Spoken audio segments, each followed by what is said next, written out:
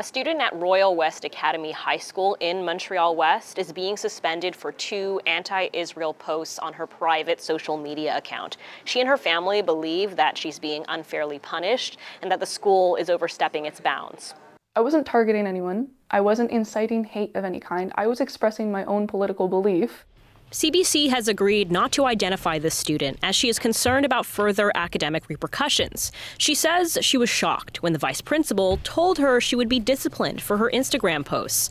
One was posted following recent Israeli strikes in Gaza after both sides agreed to a ceasefire. 104 people in Gaza were killed, according to the Gaza Health Authority, and both sides traded blame for violating the ceasefire.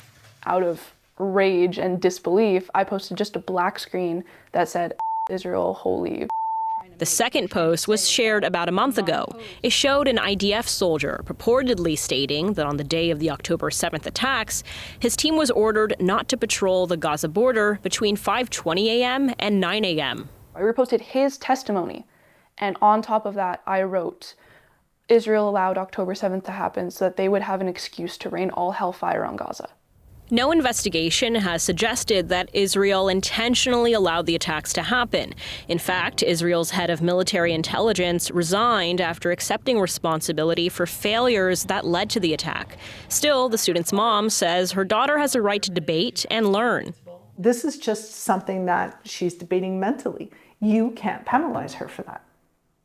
She's not saying she was happy this happened. She did not state, yay, it happened. Tina Vibert says she received this letter saying that her daughter was expected to serve her suspension at school on an upcoming PED day. Vibert says her family has already filed a complaint with the ombudsman of the English Montreal School Board. I was told in person that it's not so much what my child posted, it was the fact that she used a swear word, a curse word. And I said, well, the choice of vocabulary is between the parents then. That is a parental decision. The EMSB disagrees. It says that students who felt threatened by the posts reported them to the school's principal. It says the language the student used falls under the Quebec Education Act's definition of violence, defined as any intentional demonstration of verbal, written, physical, psychological, or sexual force, which causes distress and injures, hurts, or oppresses a person by attacking their psychological or physical integrity or well-being.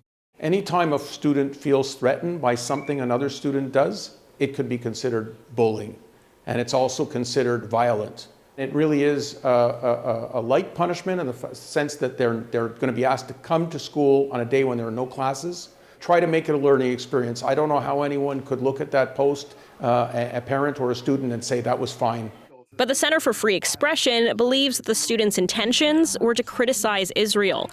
The office describes itself as a nonpartisan platform, which is based at Toronto Metropolitan University.